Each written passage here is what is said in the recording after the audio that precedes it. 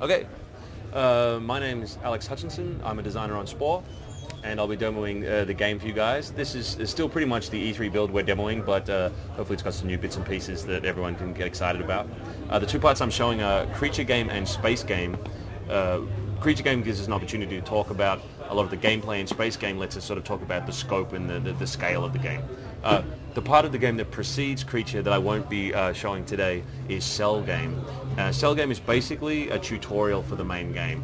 So it's fixed camera, very simple. You're basically eating, each thing you eat increases your size. When you get to a certain size, you can start adding parts to your little cell creature. Basically training you that the game is about creativity, it's about making your own stuff, and getting you used to the controls. So let's start off in Creature Game.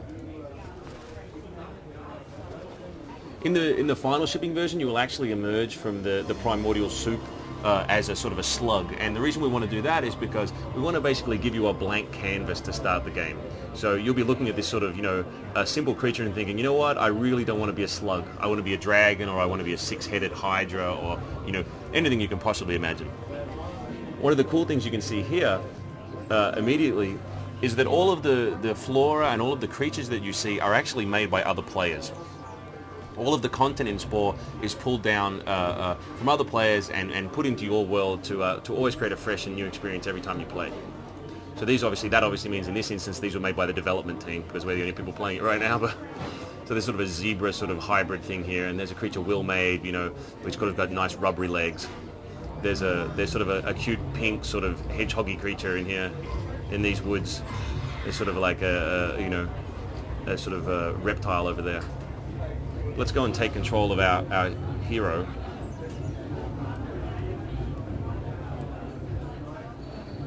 So Creature Game, like Cell Game, is an avatar-based game, and what I mean by that is you directly control your creature. You have a personal creature that is you. You can control the guy with the mouse or with the WASD keys. And the reason for that is we really wanted the game to be accessible. We wanted anyone to be able to play the game and be a success without having to learn complicated controls or figure it out. So if you're a Sims player and you're used to everything working on the left mouse button, you can still do that. You can click on the ground, or you could click on these guys, or you click on friends, or other features in the world, and the game will help you out. It'll say, well, this guy's an enemy, you're going to need to beat him up, or this thing is food, you should go and eat it. But if you're a WoW player or a hardcore player, you can go WSD and the camera switches over, and you can set that pitch wherever you like, wherever you feel good, and it works just pretty much like any other PC action game.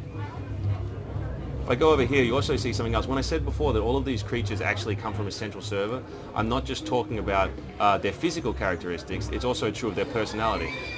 So if you make a guy that looks like that, with an aggressive mouth and a big club on his tail, he's going to act like a mean character in the game as well. He's going to protect his eggs if I wander over there. So let's go a different way. Go into the forest and attack some of these tiny pink things. They don't look too bad. So we go here, we start thumping on them. These look like social creatures. They're small, they're pink, they're in a really large herd.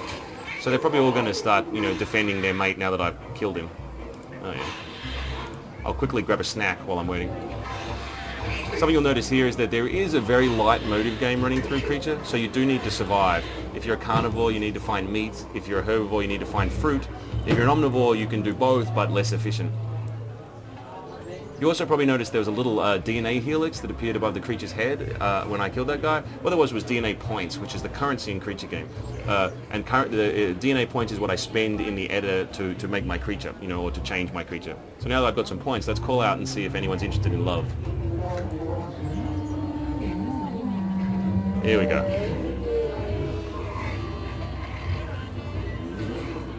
This is a sped up version of the mating ritual that will eventually ship, so it's kind of combining the nest building, the mating, and the egg laying all in one moment, so that it demos a little faster.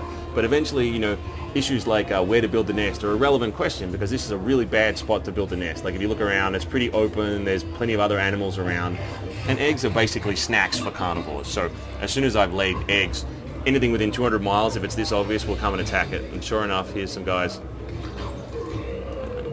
Get away from my eggs. This is pretty cool. All of the other creatures in my species know that these eggs belong to us, and they'll actually help me out and scare creatures away, and that's pretty cool. Once they're ready to hatch, you can go into the editor, which is one of the core tenets of Spore, player creativity. A lot of the reporting I've seen recently has sort of been seeming to say that there are these editors on the side and, there's this massive game at its heart. But really, to us, making things is half the game. It is actually gameplay. Building these creatures is gameplay. And one of the interesting things about that is when you say, okay, we're going to make you creative as a player, what actually happens is we better not make the things you make look stupid, So if you're going to say be creative, you want to make cool things, and you want it to be easy to make cool things, and you also want the tool to be easy to use. And the guys have done a great job, I think, because at the moment, if you want to get rid of a leg, it's as simple as grabbing it and throwing it away. If you say these spikes don't really work for me anymore, you can just grab them and throw them away. If you want to change the spine, you simply grab it, retract, and then say, I'll draw the shape that I want the spine to be. If you want something to be larger, you just scale it with the mouse wheel. If you want to replace something, you can just stomp it. And there's about 400 parts in the editor, base parts, which is really a big number to start with, but they all have different morph channels. And all these morph channels mean that there's actually virtually an infinite amount of content you can get in there, because you can put these parts wherever you like, you can scale them, move them, rotate them, morph them all over the place. One other cool thing is, lots of games make the player feel stupid. They basically say, here's the right way to play it, and if you don't do it exactly this way, we're going to put up a big game over screen and kick you out. Spore is trying to say, no, the player should always be, the player should always feel like they're smart, So anything that you do, we're going to support. So if you say, you know what, my creature has one giant eye, and he has a mouth on his butt, then we're going to say that's perfectly fine. This creature is valid. Just like the last creature you made, this creature is valid. He can still eat, he can still call out to his friends and still do all the things you saw the last creature do. He just looks like you want him to look.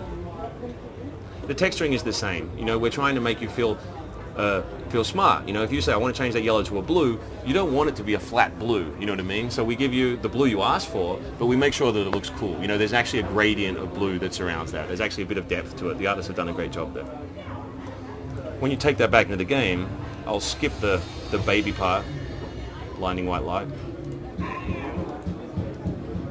And here you can see, it knows, the little head knows it's the head, and so I can move that and it will track my mouse cursor. It knows the head is where the mouth is, and if I tell it to call,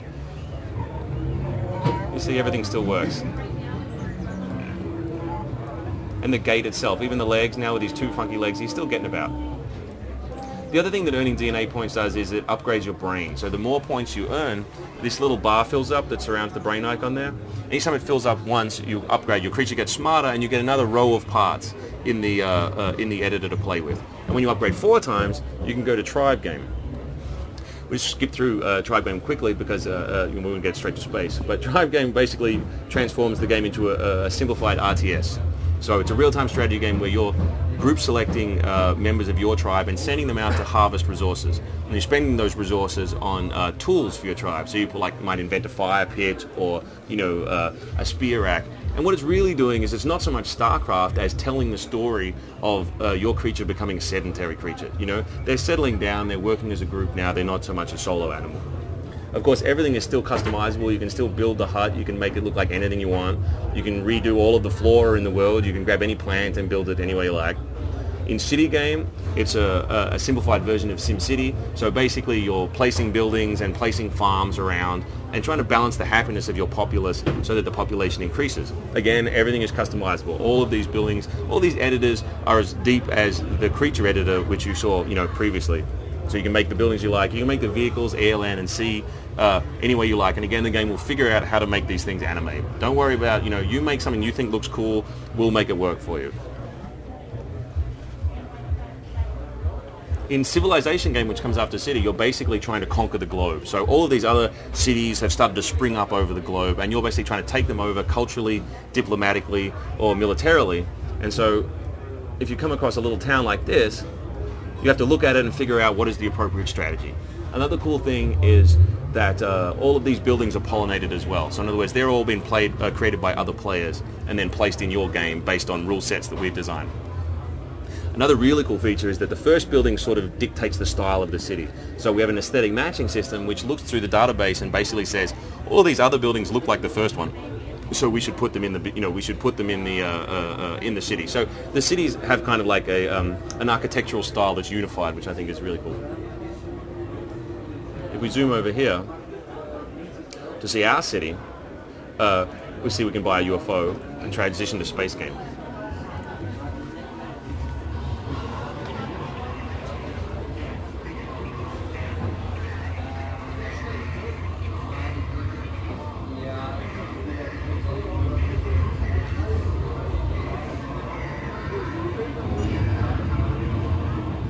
Space game, I get control of my vehicle back again, so it's a lot like Creature Game where I can drive around the world using the mouse control or the WASD keys.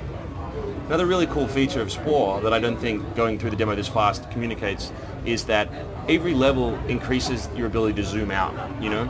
So now that you're in space, for the first time ever, you can zoom all the way out and see your entire, one side of your planet. And the really cool thing to remember is, by this stage, you made most of the things that are on that planet. You made the buildings, you made the vehicles, you made your UFO, you made the creatures. So this really does feel like your home planet, Other games say, oh, this is your home planet, it's part of a cutscene and you've never seen it before in your life. But in Spore, by this stage, you finally see your home planet and it really is something that you made. You'll also say, oh, that's where I crawled out of the primordial soup and that's where I built my first heart and that's where I fought that great battle and all that sort of stuff, And if we zoom further out, you can get the solar system view. And here, you can start to see the other planets and objects that are circling your sun. So let's zoom in and see what that is. It looks a bit like a barren rock.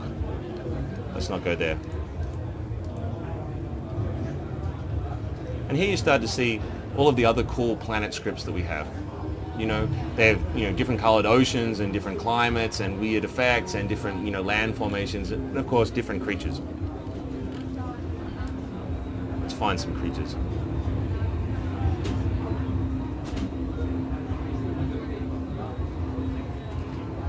Oh, there's one. Space is more of an open-ended game, so now that you've hit here, there's really no end to it, and a lot of it is about seeing new content, exploring new worlds, and also fooling around with the content that you find on these worlds. So each one of these icons represents kind of like a bucket of tools. Here you've got some combat tools, so you could say, I'm going to laser that poor creature. Or you could say, I'm going to shoot them. But over here you might say, oh, you know what, actually, that's a really cool creature. I'm going to take him back to my home planet, and set him down there and see what happens. Or I could drop him. Or I could throw him. And that barren planet you saw earlier, if you wanted to and you had the resources, you could actually terraform it. You have a whole suite of terraforming tools. You can raise and lower the terrain, raise and lower the water. Or if the planet doesn't have any water, you can bring water to it by grabbing ice comets and basically slamming them down into the planet's surface. This is a good thing to do on a barren, rocky world. It's a foolish thing to do on a world like this, where it's already full of water. So I basically drowned the planet.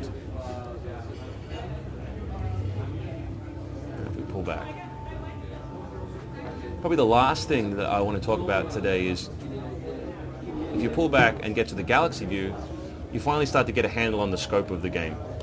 Each one of these dots is a star, and each one of these stars has 2 to 10 planets circling it. And each one of those planets has content that has been pulled from other people's games. They could be tribes or cities or civilizations that you've never seen before. And if you're online, the amount of content you get in Spore is virtually limitless. So as long as one other person in the world is playing a game of Spore, there is new content in your game to find. And you can of course manage that content and sort that content. So you could say, I only want content from my best friend, or I don't want content from this person who makes terrible creatures, or you could even go through and hand pick through all of the content that's ever been made by people in Spore and then prioritize that in a list. So you can completely manage all of the content in the game.